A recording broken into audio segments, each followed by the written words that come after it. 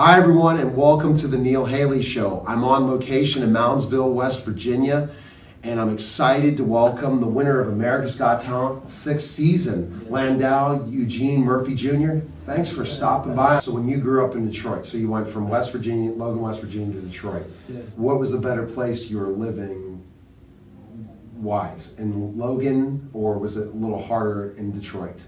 Oh, it's definitely harder in Detroit. Logan is an easy life, you know, and that's why I came back home. I just, it's relaxing. I don't have to look over my shoulder. When you're in a place like Detroit, I mean, you can't go in the store without worrying about being shot. Oh, gosh. You know, and that's not, I'm not saying that to, you know, talk bad about Detroit, but that's just how it is. I mean, I've been carjacked in Detroit. I've been shot at. Dear. You know, it's a lot of gangs and violence and all that stuff. I mean, I watched Detroit crumble from 85 up to like, we'll say 97. I watched it crumble right in front of my eyes, and it just got worse and worse. Because of the car? Yeah, all of it. I mean, we had crazy, corrupted mayors, and it was all kind of stuff, man. It was weird. I mean, I've never been to a high school with a police station in it until I got to Detroit. Oh, really? Yeah, I mean, we had like that whole lean on me thing where they changed the doors. Yeah. That was like your high school in Detroit. My school had chains on the doors, yeah. And that was just to keep the drug dealers out. I mean, they wasn't trying to like hurt us in any way. They was trying to help us. And that was their way of keeping the drug dealers out. But you know, the fire marshal and all them don't really like that. You can't chain the doors. So in high school, did you ever get involved in any music? You said you were listening while playing basketball. Sports was the thing, but did you ever, you know, sing for your friends in high school or anything, or more rap, or kind of take us to what date what did you graduate from high school? How old? I never graduated. Yeah, never graduated. But what about what year were you in high school? So we can kind of look at the. Oh, that's a good question. That's so long ago. Well, because I mean, I remember you were 35 years old when you won America's Got Talent. Yeah. And it's 7 years. So from about 7 years since you won, right? Yeah. So six. Okay. You're 41? I'm 42. 42. I'm 43. So probably in 90, 89, the time you played against those guys were my favorite players. I was a basketball player as well. Yeah. And the game. Yeah, I was supposed to graduate in 92. 92. Okay. Okay, that makes sense. Okay. So why did you drop out? I got a job. Okay. I mean, school to me, and I don't say this for like any other little kids out here. I felt like it was wasting my time because the things that they were teaching me is stuff that's not even real today. And that's too bad. See, that's sometimes it happens. As I'm an educator and my wife, who's behind the camera is an educator, we just understand that really we are not looking to individualize education for people so that that's what they're going to do. We don't look at their passions, what they are so focused on, because we're so focused on doing well on a test or teaching a specific thing. So you had to. It made no sense for you to finish high school if you needed to get a job to survive in Detroit. Right, exactly, and that's basically what I did. You know, I got a job that was paying me good money. I was making more than my teacher. Oh my! It's like, what am I doing here? You know, and it goes back to that thing. Like, it's like school teaches what they think you should know. Yeah. They don't teach you what you should know. They don't look at the real world atmosphere and what is going to be. Right. So was that when you were washing cars, the job you got, or was that? Oh no! I worked at a good job. I had a steel company job for Wilkins Schweitzer Galvanizers. Okay. I was making probably $25 an hour. Okay. At the time. That was good money then. Like really good money. Then you know what you would have done just to go to college and still make less. Work at McDonald's. Yeah, exactly. Yeah, I was just like, I'm making more than my teacher. I mean. Exactly. Okay, but, so you know, I regret that to this day because there's so many more things that I could do with my life, and I'm getting ready to like go back to school and do all of that stuff. So it's great. You know, but it's never too late. Yeah, I just encourage everybody to just try to tough it out. Go ahead and go through the whole system of what they're trying to put you through and get that piece of paper. Exactly. And that's basically what it is. But once you get out of there, you got to learn how to apply your common sense. Exactly. To survive in this world. And that's something that school doesn't teach you. So you had a good job, but I'm sure what happened that it closed, right? You got laid off. Well, I got laid off, yeah. But that didn't discourage me. I had to go get another job. I mean, I just always had the skills enough to talk to a boss and make him hire me. Oh, that's good. And that's something that school never taught me. So at a certain point in time, you discovered your voice. Yeah. So you went through those struggles, you said, so you go from job to job at times and you were hitting rock bottom at certain times. Yeah. When did you discover this voice? I can't wait to hear that I story. discovered this voice just playing with my friends on the playground. You know, we played basketball, but when you're in Detroit and you're playing basketball, you can't really embarrass the thug. Right, You know, because he'll go get a gun and shoot up the playground. right, Or you can't argue with a foul call with him. right. You know, so I just learned how to use my common sense again, being very witty. Mm-hmm. So if I embarrassed him or dunked on him, instead of trash talking him like, oh, that was in your face, I would just dunk on him and go, fly me to the moon. Are you kidding me? And he would crack up. He would laugh so hard that he didn't think about beating me up, or he didn't think about shooting up that playground, which could have hurt one of the little innocent kids playing on the merry-go-round. You know, so I basically saved a lot of kids' lives by just, you know, using my gift that God actually gave me. You know, and it was just not.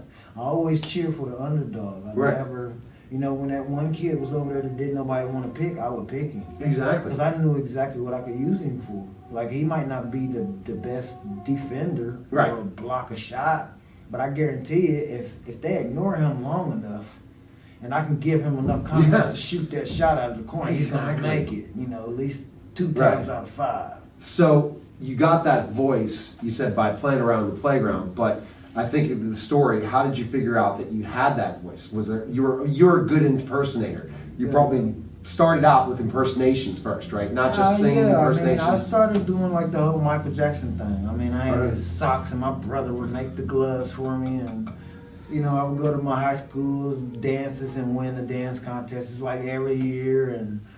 But you know, like I said, I grew up in a Motown house. Yeah. You know, so it was all kind of music around me. I also grew up on John Cougar Mellencamp.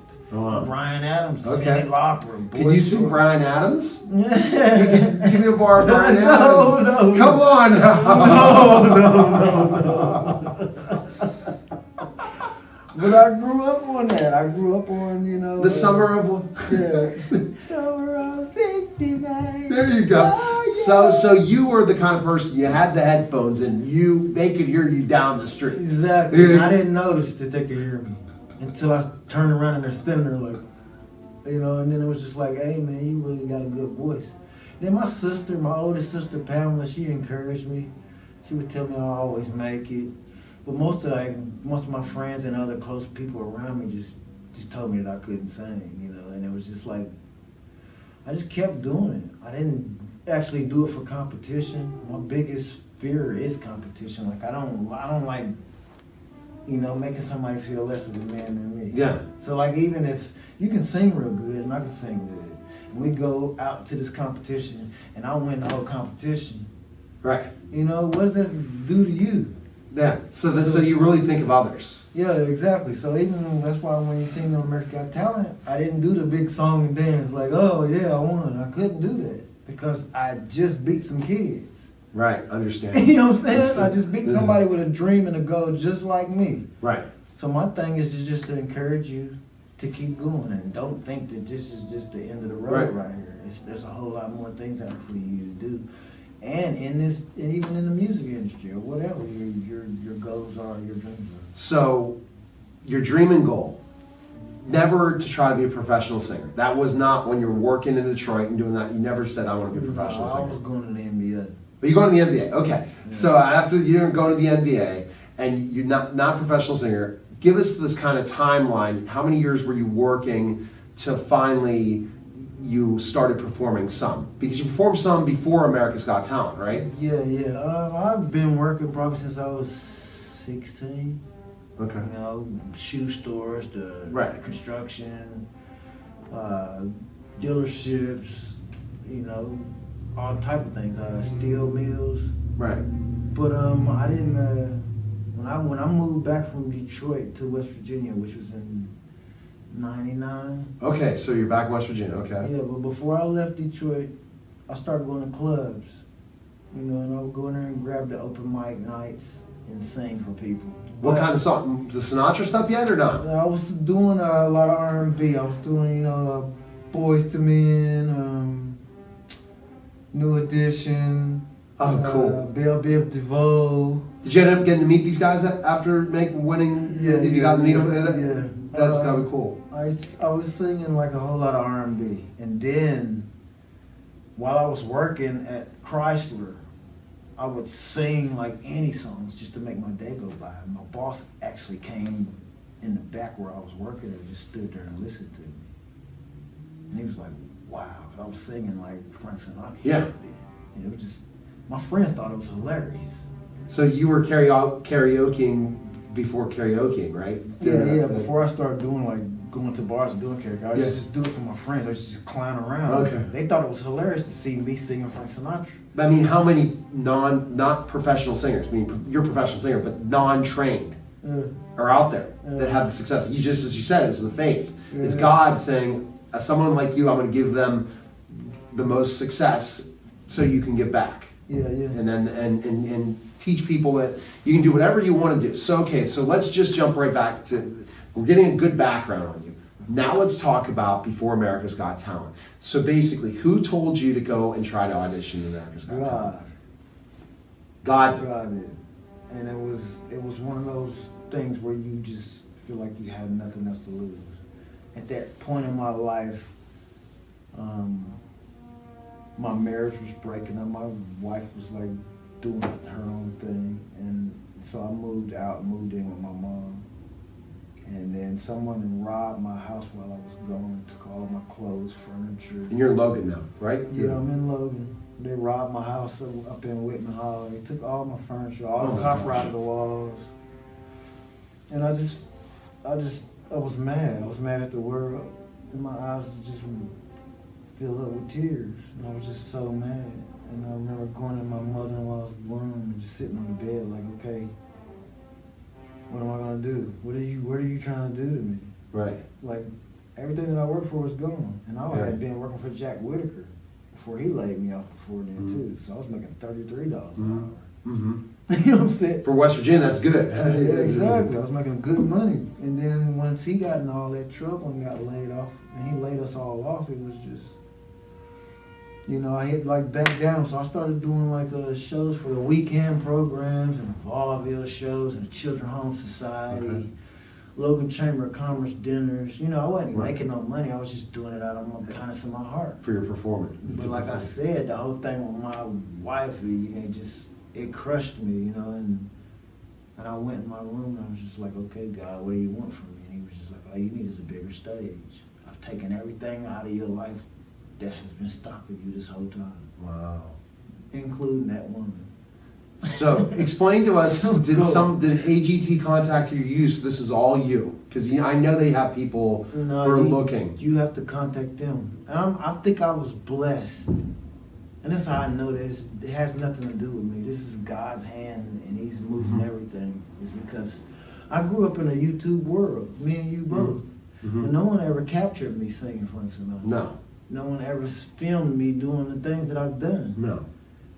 That keeps my wow factor going. Right.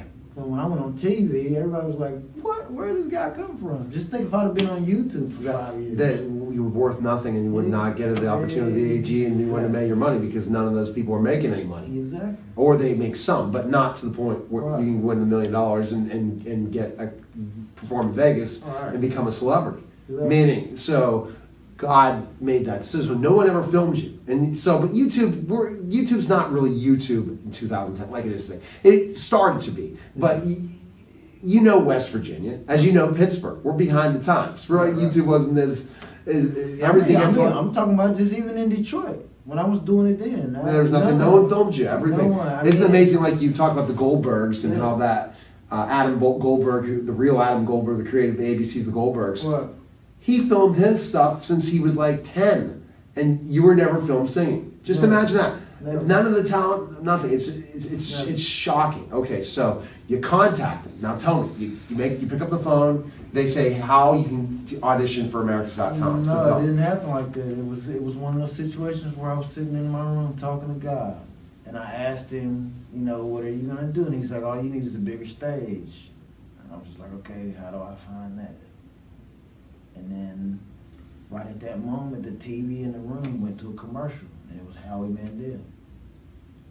And we said, are you the next winner of America's Got Talent?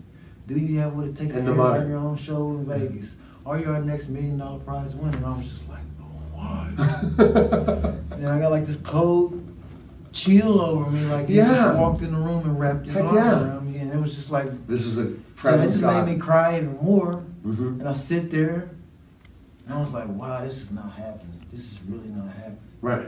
And then it was just like that voice in my head was just like, hey, you have nothing to lose. All you gotta do is just make West Virginia proud. Right. And don't make a fool out of the state that's already been made fun of anyway. Right.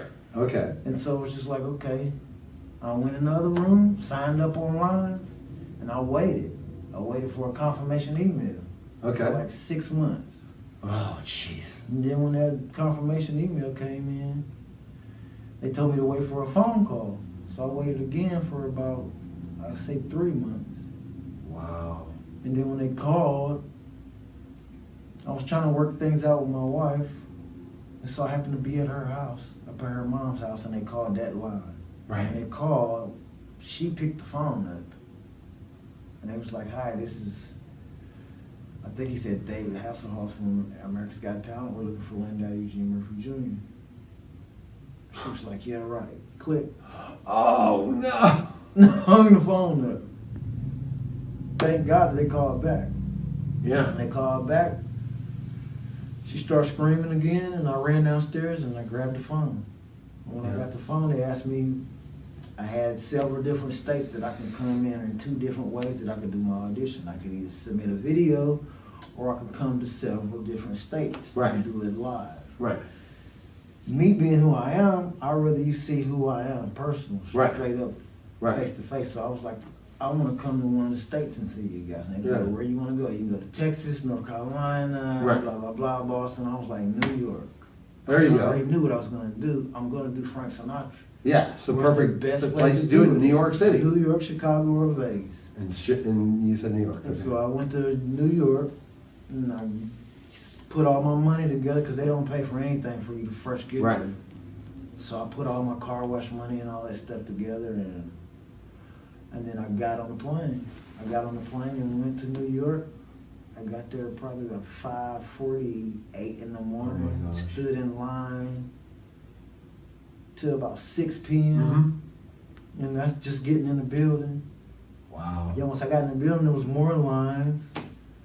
And I had this contract. It was like this thick that I had to like do and all of that. But I had done that before I actually went. 'Cause And they- AGT has no idea who you are. No, None. no idea. They don't know what I'm gonna do or nothing.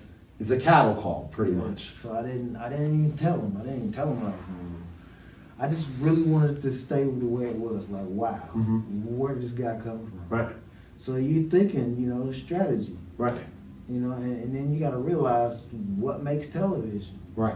Genuine people make television, Right. and anything else fake, it doesn't Right. really last. So it's just like, if I just go there and be myself and do exactly what I've been doing all these years for all these different charities and Right. my community and all these things, I just think, it'll take me Right. somewhere. Whether I win $1 million or not, I don't care. No. I didn't even really go there to win because remember what I said. Exactly. I ain't competition. Yeah, so that's another thing. Okay, so you Yeah. get on stage, Yeah. you got the judges, and the judges at that time were Just- Howie Mandel. No, before I even seen Oh, them, I oh. seen the behind the scenes. Oh, see, don't tell me about those behind the scenes. Who are they? Yeah, see, so once I got in the building and all of that, it was probably about I would say about 9:30 at night when I first auditioned.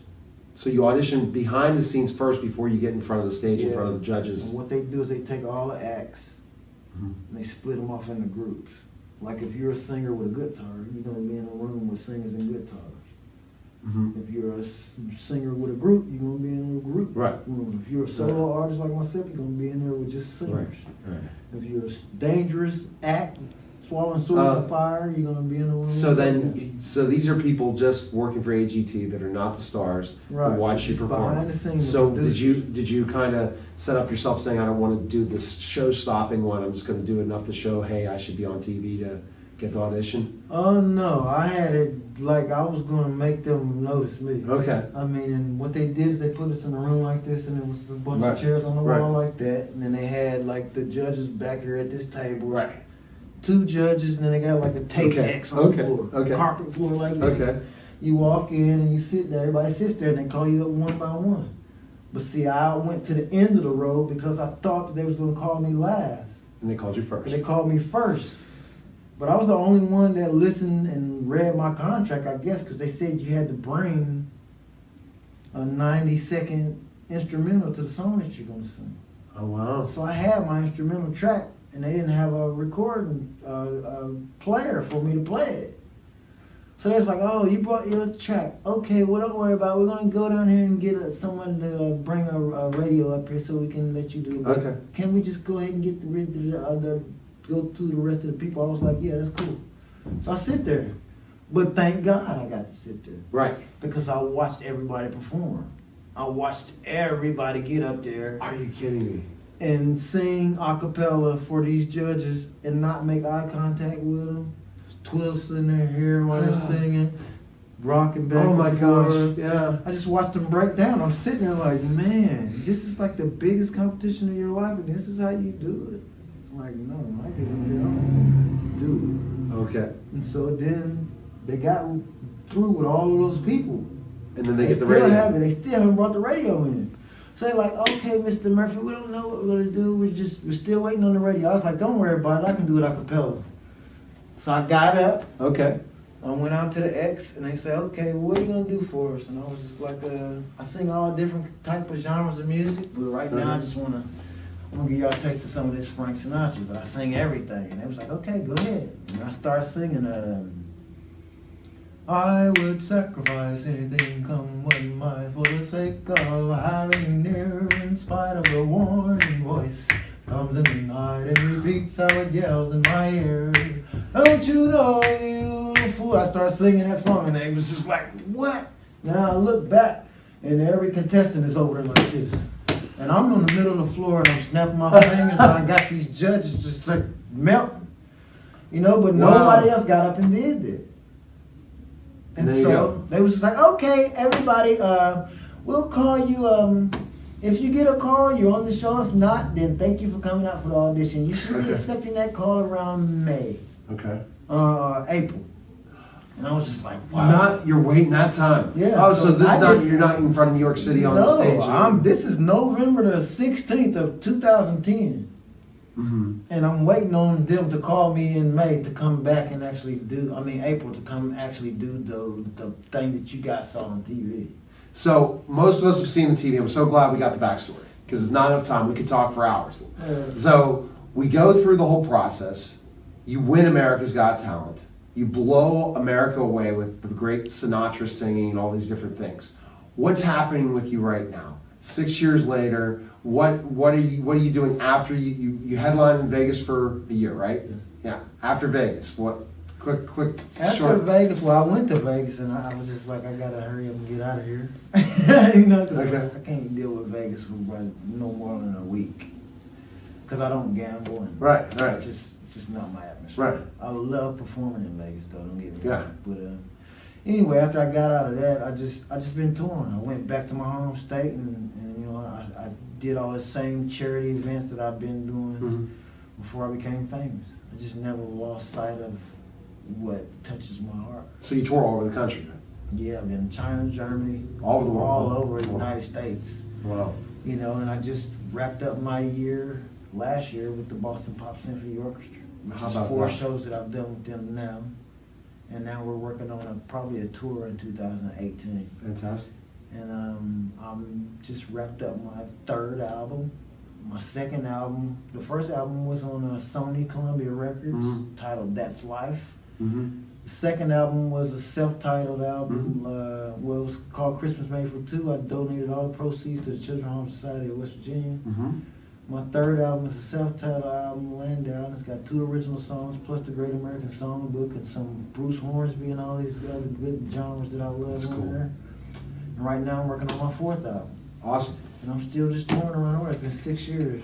Where's the best place we can find information on you for our viewers and listeners? You can go to my website. It's LandauMurphyJr.com. You can buy all your tickets and see where I'm going to be, or you can find me on Facebook at Landau Murphy Jr.